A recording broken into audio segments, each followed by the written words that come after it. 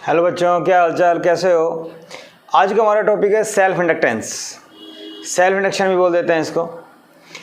Generally ये वही चीज़ें जो हमने अभी तक पढ़ी हैं, इंड्यूस ईएमएफ, इंड्यूस करंट, वही बात है। इसमें क्या होगा, एक कॉइल होगी, उसमें जब करंट पास करेंगे, वेरिएबल करंट नॉट कांस्टेंट, तो वेरिएबल करंट पास करेंगे तो उसके अंदर फ्लक्स चेंज होगा और इंड्यूस ईएमएफ में इंड्यूस करंट आएगा। मतलब एक ही कॉइल में करंट के चेंज होने से उसी करंट का अपोज हो रहा है।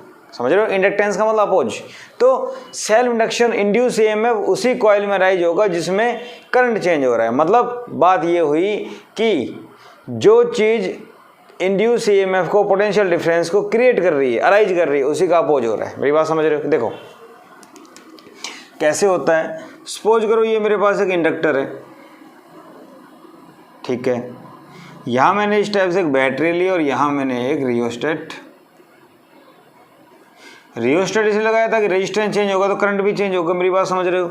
यहाँ से ये करंट गया, कौन सा करंट है, सप्लाई करंट, बैटरी की वजह से। ध्यान रखना, करंट इधर जा रहा है। मान लो करंट ये इंक्रीज हो रहा है, तो करंट अगर ये इंक्रीज होगा तो क्या होगा, इधर ये करंट जा रहा है आई, तो करंट इस साइड इंक्रीज हो रहा है। तो आपको पता, करंट अगर इंक्रीज होगा तो इसके अंदर फ्लक्स भी चेंज होगा और मैग्नेटिक फ्लक्स चेंज होगा तो इसके अंदर इंड्यूस करंट आएगा। और इंड्यूस करंट इस टाइप से आएगा कि करंट इंक्रीज हो रहा है तो इंक्रीज का अपोज करेगा और डिक्रीज हो रहा है तो डिक्रीज का अपोज करेगा। मतलब इंक्रीज हो रहा है तो डिक्रीज करवाएगा और डिक्रीज हो रहा है तो उसको सपोर्ट करेगा, इंक्रीज करवाएगा। फिलहाल ये इंक्रीज हो रहा है तो इंड्यूस करंट इधर आएगा। क्या मेरी बात समझ में आई? ठीक है। और नाम दे दें इसको ए बी। तो इंड्यूस करंट इधर आएगा तो इसका मतलब आपको पता है इंड्यूस ईएमएफ जो होता है एक टाइप से बैटरी होती है, तो ये इस टाइप से आएगा, ठीक है ना। इंड्यूस ईएमएफ ए बी, क्योंकि जब ये इधर जा रहा है इसका मतलब करंट इधर होगा। मेरी बात समझ पा रहे हो, ठीक है ना। तो बैटरी का पॉजिटिव अगर यहाँ होगा तभी तो इधर जाएगा वो, ठीक है। बात समझ में आ गई। तो इंड्यूस ईएमएफ को इस टाइप से ड्रॉ कर सकते हैं। ये रियोस्टेट हो गया, ठीक है। कैसे क्या होता है, देखो हमने बात की थी मैग्नेटिक फील्ड चेंज करें, मैग्नेटिक फ्लक्स चेंज करें, बात वही है। करंट अगर वेरिएबल जाएगा तो अपने आप करंट की वजह से मैग्नेटिक फील्ड आएगा, और करंट अगर चेंज होगा तो मैग्नेटिक फील्ड भी चेंज होगा, मैग्नेटिक फ्लक्स चेंज होगा, और फ्लक्स चेंज होगा तो करंट आएगा। बात वही है, ठीक है ना। तो व्हेन अ वेरिएबल मतलब changing current is passed through a coil, magnetic flux in coil changes, magnetic flux change होगा, so induced EMF और current is produced in same coil, उसी कोयल की बात कर रहे हैं, which opposes the change in magnetic flux. और magnetic flux का चेंज करने का मतलब करंट का चेंज हो रहा है। Which opposes the change in magnetic flux और change in current, supply current की बात कर रहा हूं। तो जो करंट उसके अंदर से गया था, जो वहाँ चेंज हो रहा था, उसी करंट का अपोज है। अगर करंट इंक्रीज हो रहा है तो इंक्रीज का अपोज होगा, डिक्रीज हो रहा है तो डिक्रीज का अपोज करेगा। समझ रहे हो ना। तो दो टाइप की करंट है, एक तो इंड्यूस करंट और एक सप्लाई करंट। कोई कन्फ्यूजन नहीं है, ठीक है। इतनी बात समझ में आ गई।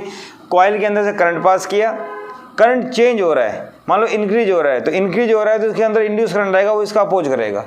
अगर करंट जाता हुआ डिक्रीज हो रहा है तो डिक्रीज का अपोज करेगा, सपोर्ट करेगा इसको। क्लियर, ठीक है भाई। इतनी बात समझ में आ गई कि भाई इंड्यूस करंट, एडी करंट वही थे। एडी करंट में भी यही फंडा था, समझ रहे हो ना। तो ये एक ही कॉइल की प्रॉपर्टी है, इसलिए इसको सेल्फ इंडक्टेंस बोल देते हैं। एक ही कॉइल में सब कुछ हो रहा है। आगे जाके पढ़ेंगे दो कॉइल, उसको बोलेंगे म्यूचुअल इंडक्टेंस, ठीक है भाई। देखो, इट इज फाउंड दैट क्या 5 प्रोपोर्शनल टू आई, कौन सा करंट है, सप्लाई करंट। जो मैग्नेटिक फ्लक्स आता है वो करंट के डायरेक्टली प्रोपोर्शनल है। जितना ज़्यादा करंट पास करोगे मैग्नेटिक फ्लक्स उतना ही ज़्यादा चेंज होगा, क्योंकि सप्लाई करंट पे डिपेंड कर रहा है, ठीक है भाई। फाई प्रोपोर्शनलिटी को हटाया तो क्या आया ये एल आई। एल को बोलते हैं कोफिशिएंट ऑफ सेल्फ इंडक्शन और सेल्फ इंडक्टेंस, एक ही बात है। तो एल की अगर बात करें तो क्या हो जाएगा फाई अपॉन आई। क्लियर, इतनी बात समझ में आ गई? ठीक है, तो फ्लक्स का और करंट का रिलेशन आ गया। ठीक है, नाउ इंड्यूस ईएमएफ का फॉर्मूला होता है D phi by D T. अरे होता है, ठीक है। अब E equal to minus D by D T, phi क्या है एल आई, तो E क्या हो जाएगा minus L D I by D T. क्या ये भी एक फॉर्मूला आ गया मेरे पास? ठीक है। इन मैग्नीट्यूड, अगर मैग्नीट्यूड की बात करें तो E क्या हो जाएगा L D I by D. Minus sign का मतलब तो आपको पता है ना, इंड्यूस ईएमएफ इस डायरेक्शन में आता है कि वो अपोज करे चीज का। मेरी बात समझ रहे हो? D I by D T अगर इंक्रीज हो रहा है तो ये इसका इंक्रीज का अपोज करेगा, अपोज करने के लिए माइनस आ रहा है। ठीक है, ये आ गया मेरे पास phi equal to L I. ठीक है, अब आगे देखो, if coil have N turns, अगर कोइल में एन टर्न हो तो फाई क्या हो जाएगा एन से मल्टीप्लाई कर देंगे एन एल आई। ठीक है, फर्स्ट। और यहाँ से अगर देखें सेकंड, तो सेकंड क्या बन जाएगी E equal to N L D I by D T. Just N से मल्टीप्लाई करना है, फाई की जगह एन एल आई करना है, फाई की जगह एन एल आई यूज करना है। एन टर्न है तो एन यूज हो जाएगा। ठीक है, E equal to D phi by D T था, तो E क्या आ जाएगा minus N D phi by D T. क्या मेरी बात समझ रहे हो? N D phi by D. ये कैसे किया, ये फाई था, ठीक है, सिंगल टर्न यूँ मान लो, एक टर्न का फ्लक्स, तो फाई टोटल क्या हो जाएगा phi total N L I, जो मैंने यहाँ लिखा है। ठीक है, मेरी बात समझ में आ गई? इसको फाई टोटल बोल सकते हैं। अगर कोइल में एन टर्न है तो phi total N L I हो जाएगा और सिंगल टर्न का ये हो जाएगा। क्लियर, बात समझ में आ गई? तो phi proportional to I, phi single turn का है, ये एल आई हो जाएगा, ये आ जाएगा E D phi by D single turn के लिए। अगर कोयल में एन टर्न है तो एन से मल्टीप्लाई कर देंगे, फाई एन एल आई, ये। क्लियर, ये वाले फॉर्मूले आपको याद करने हैं अच्छे से। एक टर्न में और एन टर्न में डिफरेंस समझ में आ गया होगा, phi L I N L I, एक टर्न के लिए एल आई, एन के लिए एन एल आई, ये N D phi by D T, कुछ भी। क्लियर, बात समझ में आ गई आप लोगों को? ठीक है, ये फॉर्मूले याद करने हैं आपको, ये वाला और ये वाला। ठीक है, तो ये हमारे पास होता है बेटा सेल्फ इंडक्टेंस का formula, E equal to L D I by D T N L D I by D T. कैसे क्या होता है वो देखो एक बार, थोड़ा सा एक दो क्वेश्चन देखते हैं इसके ऊपर, फिर आगे बढ़ते हैं।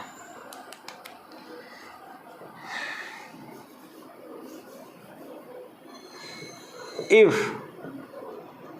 मैग्नेटिक फ्लक्स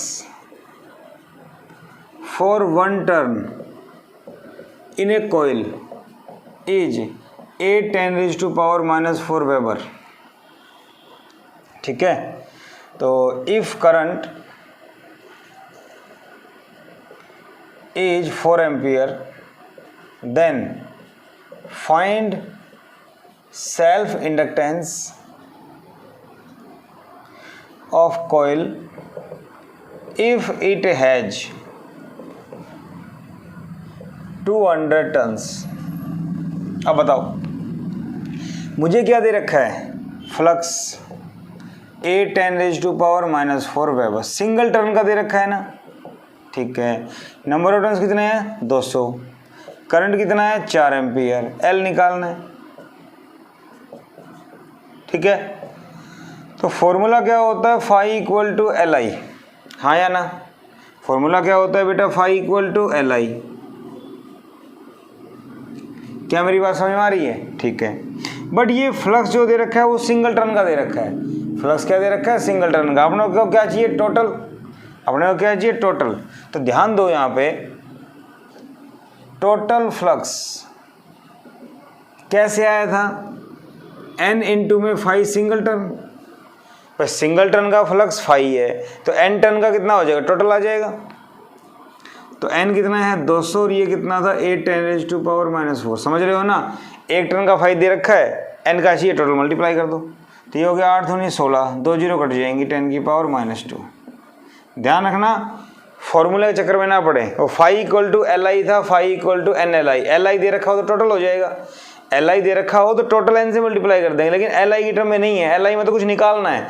तो हमें 1 टन का फाई दे रखा है और 200 टन का निकालना पड़ेगा, क्योंकि आई तो सभी में जा रहा है ना, आई जो करंट है वो तो सभी में जा रहा है, तो एल आएगा। ध्यान रखना इस चीज़ का। क्या, फिर से बता रहा हूँ, phi equal to L I दे रखा है, एल दे रखा है सभी का, और नंबर तो इसका फ्लक्स आ गया, लेकिन नंबर ऑफ टन से मल्टीप्लाई करते टोटल आ जाएगा। ठीक है, अभी मुझे सिर्फ फाई दे रखा था 1 टन का, एल आई अलग चीज़ है। तो एल आई जो होता है वो टोटल होता है, ये 1 टन का दिया हुआ है तो टोटल वाले के बराबर होगा ना, तो एन से मल्टीप्लाई करो इसको। बात समझ में आ रही है नहीं आ रही?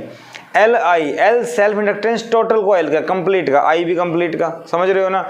इसलिए फ्लक्स सिंगल का दे रखा है तो टोटल के लिए मल्टीप्लाई करो। क्लियर है? तो सिचुएशन पे डिपेंड करेगा हमें सिचुएशन क्या दे रखी है। क्लियर है ना? सिचुएशन पे डिपेंड करेगा सिचुएशन क्या दे रखी है। ठीक है, अगर आपसे एल दे दे, आई दे दे और एन दे दे, फिर कहीं टोटल फ्लक्स बताओ तो एन एल आई से आएगा, क्योंकि एल आई से सिंगल का आएगा, एन से मल्टीप्लाई कर देंगे। समझ रहे हो मेरी बात? यह आ गया। Now phi equal to L I, phi आ गया 16 10⁻², एल निकालना है, आई कितना है 4 ये कैंसिल, एल आ गया 4 10⁻²। ठीक है, ओके। अब बात करते हैं यूनिट की। यूनिट क्या होती है भाई? Phi equal to L I, N तो नंबर ऑफ टर्न्स हैं, एल क्या हो गया 5/I। फाई क्या होता है? वेबर पर एम्पियर, बेसिक यूनिट है ये। या इसकी यूनिट हो रही है हेनरी, अभी पढ़ेंगे हम क्या यूनिट होती है, हेनरी। बेसिक सवाल समझ में आ गया? ये सवाल मैंने इसलिए करवाया कि बच्चे कंफ्यूज होते हैं, phi equal to L I, N यहाँ मल्टीप्लाई, किसी बुक में एन यहाँ मल्टीप्लाई करते, किसी में यहाँ, कोई फर्क नहीं पड़ता, एक ही बात है वो। क्योंकि अगर आपको एल आई दे रखा है तो मल्टीप्लाई करोगे तो 1 टन का ही फ्लक्स आएगा ना, टोटल का निकालने के लिए एन से मल्टीप्लाई करना पड़ेगा। यहाँ पे 1 का फाई दे रखा है तो टोटल के लिए मल्टीप्लाई कर दो, एक ही बात है। ठीक है भाई, ये बात समझ में आ गई। ओके, और देखो, if rate of change of current,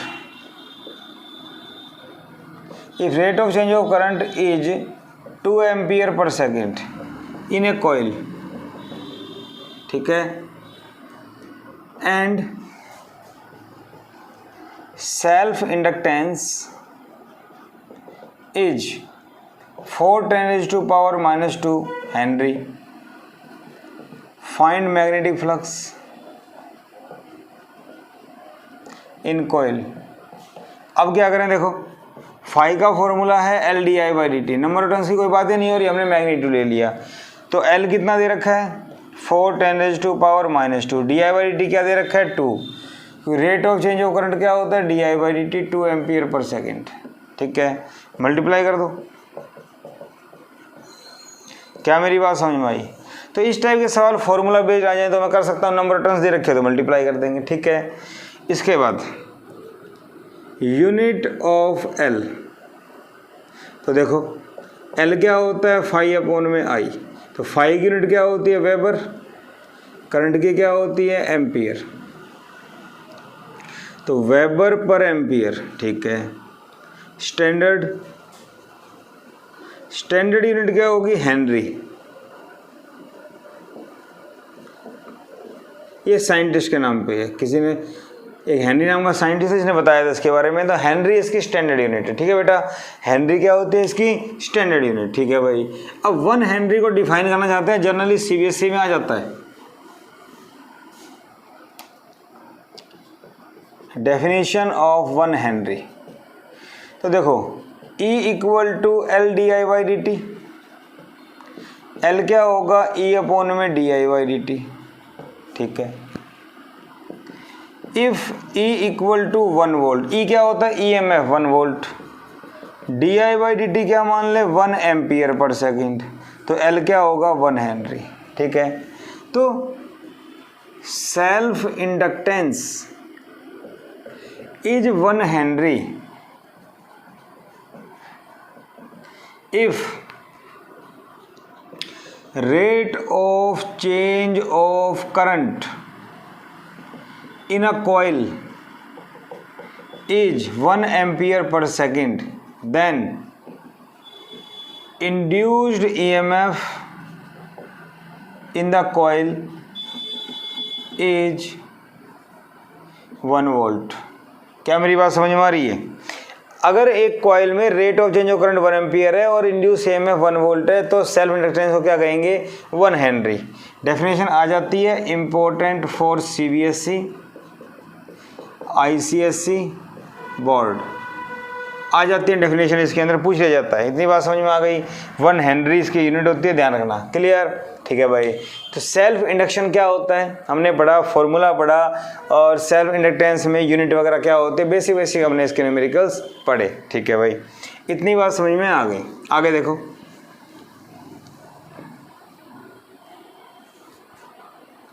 आगे हम बात करें यहाँ पे potential difference across a coil. एक कॉइल के अक्रॉस पोटेंशियल डिफरेंस निकालना हो तो क्या कर, देखो सपोज करो हमारे पास एक कॉइल है, ये AB इसके टर्मिनल्स हैं। मेरी बात समझ में आ रही है? ठीक है। I करंट यहाँ से पास किया और di/dt क्या है? Rate of change of current.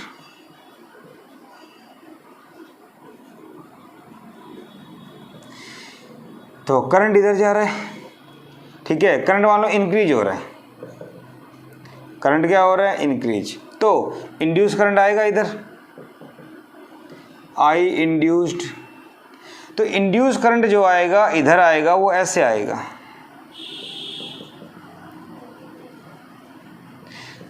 आएगा ना।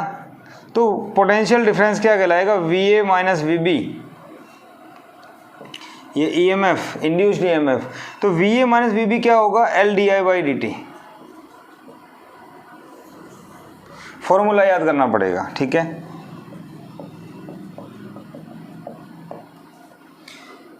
di/dt ये पॉजिटिव लेना है if di/dt rate of change of current increase हो रहा है।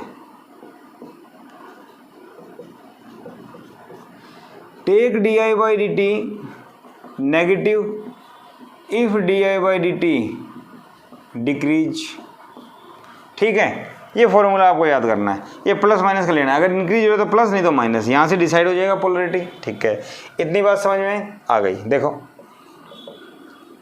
क्वेश्चन की बात करें तो ये मेरे पास एक कॉइल है, इसके अंदर दे रखा है di/dt equal to 2 ampere per second, increase हो रहा है, और L दे रखा है 4 henry.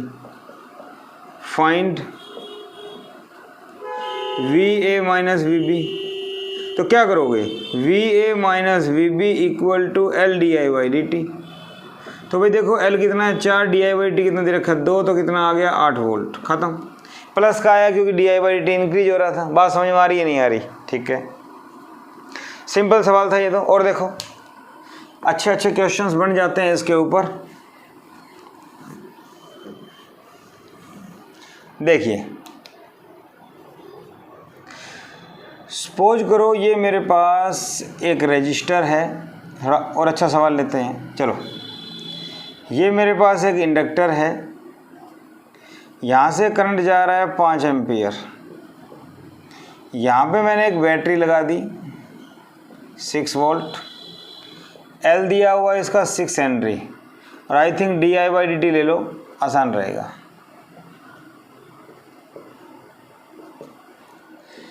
Find VA minus VB। अब क्या करें? इंडक्टर के साथ एक बैटरी लगा दी, कोई खास बात नहीं। इधर देखो, ये इधर जा रहा है, di/dt rate of change of current 5 है। अगर ये प्लस का, इसका मतलब इंक्रीज हो रहा है, नहीं तो माइनस का होता तो ये माइनस डिक्रीज होता। अगर ये इंक्रीज हो रहा है तो प्लस का, अगर ये डिक्रीज हो रहा होता तो माइनस का आता है। ठीक है ना? तो इंक्रीज हो रहा है, इंक्रीज हो रहा है तो ये कैसे बनेगा? देखो इंक्रीज हो रही है तो बैटरी ऐसे ही आएगी, ऐसे भी। ठीक है, और क्या होता है? LdI/dt। तो LdI/dt कितना है? L कितना है? 6, और ये कितना है? 5, 30 वोल्ट। आगे जाके क्या आ गया? बैटरी आ गई 6 वोल्ट। क्या मेरी बात समझ में आई? अरे बोलो, क्या मेरी बात समझ में आ गई? अब दोनों बैटरी सेम ऑर्डर में लगी हुई है, दोनों बैटरी सेम ऑर्डर में लगी हुई हैं। तो यहाँ से देखा जाए तो V A minus V B 30 36 हो गया। क्या मेरी बात समझ में आई या नहीं आई? अरे बोलो। अगर ये डिक्रीज होता तो ये माइनस का होता तो बैटरी चेंज हो जाती। ठीक है, समझ रहे हो? देखो बेसिक सवाल, ये लिया हमने, इसको ऐसे लिया 2 वोल्ट, ये बी ले लिया, ये ए ले लिया, D I by D T दिया हुआ है यहाँ पे, एल दिया हुआ है 10 henry, D I by D दिया हुआ है -1 एम्पियर पर सेकेंड। ठीक है, V A minus V B निकालो। तो इस सवाल में क्या करें? देखो सबसे पहली बात ये ले लें ऐसे, तो ये ए पॉइंट है, यहाँ पे ये बैटरी बनेगी। मेरी बात समझ रहे हो? सबसे पहले अपन निकालेंगे L D I by D T.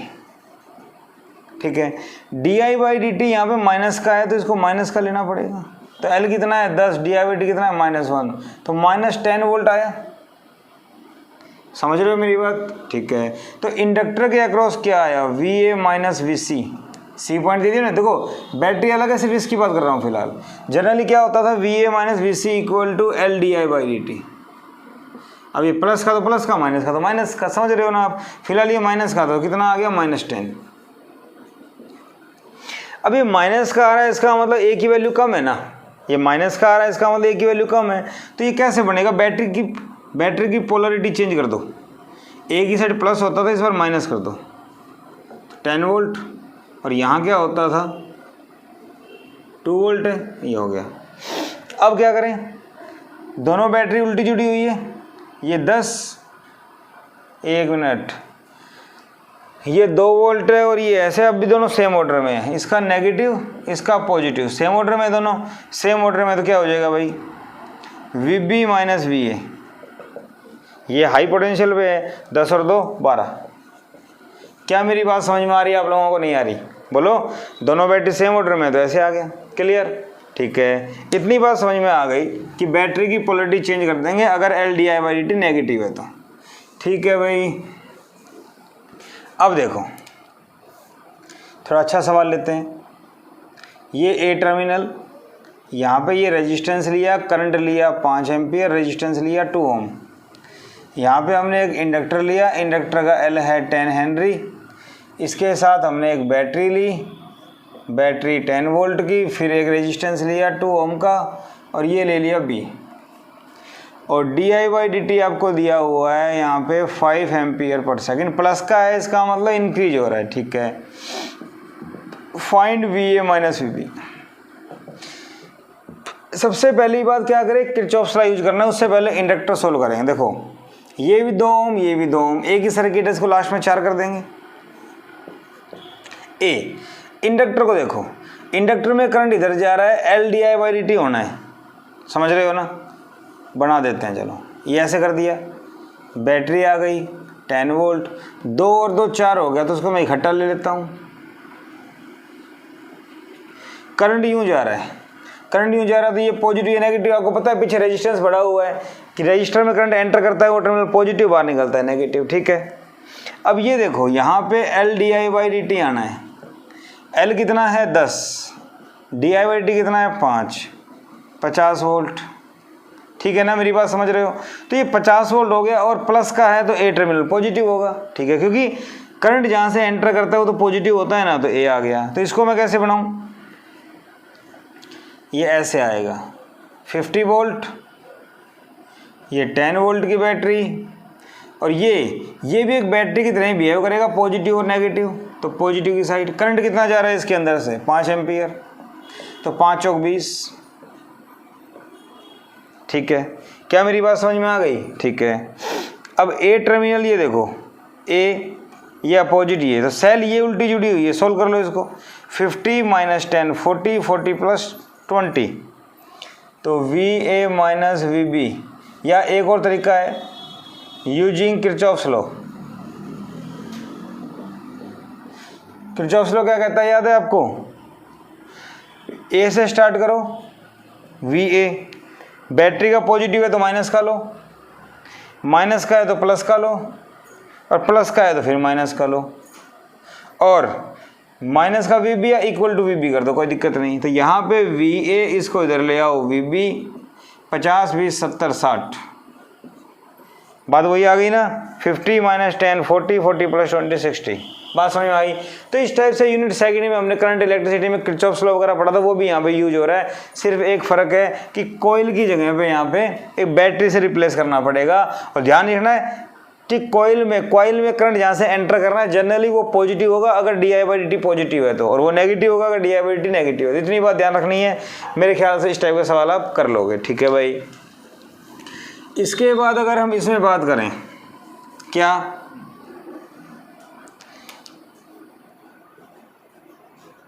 Coefficient of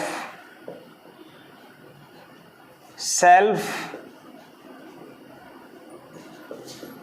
inductance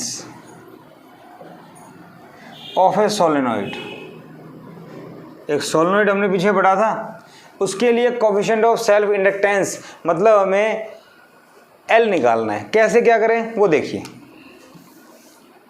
ये हमारे पास एक सोलेनॉइड होता है, ठीक है। सोलेनॉइड के अंदर हम मान के चलते हैं n number of turns, n क्या हो गया, नंबर ऑफ टर्न्स, ठीक है भाई। और l क्या मान लेते हैं, लेंथ।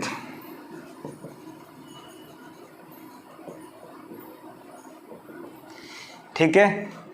अब इसके लिए हमें निकालना है सेल्फ इंडक्टेंस। स्टेप्स क्या लेने हैं, बाद की बात सारी पहले है, स्टेप्स सीखेंगे पहले। पहला, मैग्नेटिक फील्ड ऑफ सोलेनॉइड। दूसरा, मैग्नेटिक फ्लक्स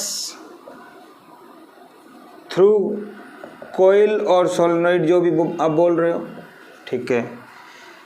तीसरा स्टेप, कंपेयर फाई या compare this flux with L I, find L. मेरी बात समझ में आई या नहीं आई? देखते हैं कैसे क्या होता है। बहुत आसान है, इम्पोर्टेंट है, सीबीएसई में आ जाता है कभी कभी, सीबीएसई आईसीएसई बोर्ड में आ जाता है ये। तो सोलेनॉइड हो गया, ठीक है। Magnetic field due to a solenoid क्या होता है, μ0 Ni, ठीक है। एक्चुअली n क्या है यहाँ पे, number of turns per unit length. n यहाँ पे number of turns per unit length है, तो n क्या हो जाएगा, n/l लिख सकते हैं। तो फर्स्ट क्या बन जाएगी, b = μ0 Ni/l।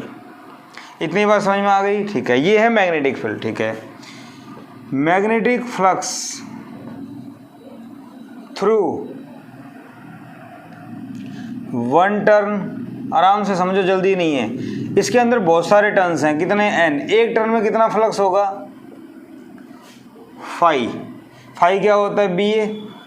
अरे बोलो, ए क्या हो गया, एरिया ऑफ ईच टर्न, ठीक है। तो बी क्या होता है, μ0 Ni/l ए। क्या बात समझ में आई, ठीक है। For n turns, n turns की बात करेंगे तो n से मल्टीप्लाई। मेरी बात समझ रहे हो, एक टर्न का फ्लक्स सभी का टर्न, मेरी बात समझ रहे हो। तो हम सीधा टोटल का ही निकाल सकते हैं, मैग्नेटिक फ्लक्स थ्रू सोलेनॉइड। तो फाई = क्या होगा, NBA। क्या ये बात समझ में आई, BA magnetic field into area, तो एक के थ्रू फ्लक्स सभी का निकालना है, n से मल्टीप्लाई। तो फाई क्या आ गया, NB μ0 Ni/l A। तो बेटा फाई क्या हो गया, फाई हो गया μ0 n² A/Li। बात समझ में आ गई। नाउ फाई = Li होता है। ऑन कंपेयरिंग, कंपेयर करेंगे तो L क्या हो जाएगा, I से I cancel, μ0 n² A/l। This is self inductance of a solenoid. कुछ नहीं करना, फॉर्मूला मुझे याद था, n/l की टर्म में लिखो, या टोटल फ्लक्स के लिए एक का फ्लक्स टर्न का n से मल्टीप्लाई, Li से कंपेयर करो, आपका आंसर। स्टेप याद करो, magnetic field, flux, phi equal to L I से कंपेयर, आपका आंसर आ जाएगा। ठीक है, तो coefficient of self induction of a solenoid काफ़ी इंपॉर्टेंट है, एग्जाम में पूछ लेते हैं, आपको आना चाहिए। ठीक है भाई, अब एल किस पे डिपेंड करता है, mu naught N square A by L, L proportional to mu naught medium, मतलब if any material is placed in solenoid mu naught increases so L increases, L बढ़ जाएगा, L proportional to N square, number of turns बढ़ेंगे तो ये बढ़ेगा, L proportional to area, area बढ़ेगा तो L बढ़ेगा, एल इनवर्सली एल, तो लेंथ अगर बढ़ती है तो सेल्फ इंडक्टेंस डिक्रीज होता है। इसके ऊपर कंसेप्चुअल बन जाते हैं सीबीएसई में, तो मेरे ख्याल से कर लेंगे, इस टाइप की प्रॉब्लम आ जाए तो बेटा। ठीक है, तो हमने पोटेंशियल डिफरेंस के सवाल किए, सेल्फ इंडक्टेंस निकाला कैसे क्या होता है सोलेनोइड का, और बेसिक न्यूमेरिकल्स हमने पढ़े कैसे क्या होता है। तो सेल्फ इंडक्टेंस के बारे में, ये सेल्फ इंडक्टेंस में और अच्छे सवाल बन जाते हैं, किसी सिलेंडर दे दिया उसका निकालो, तो उसके लिए हमें एनर्जी डेंसिटी की नॉलेज होनी चाहिए। तो नेक्स्ट लेक्चर में हम लोग पढ़ेंगे energy density in terms of self inductance, मेरी बात समझ रहे हो, या फिर magnetic energy stored in the inductor, next lecture में। आज का टॉपिक पसंद आया तो लाइक कीजिए, शेयर कीजिए और सब्सक्राइब कीजिए। Thank you.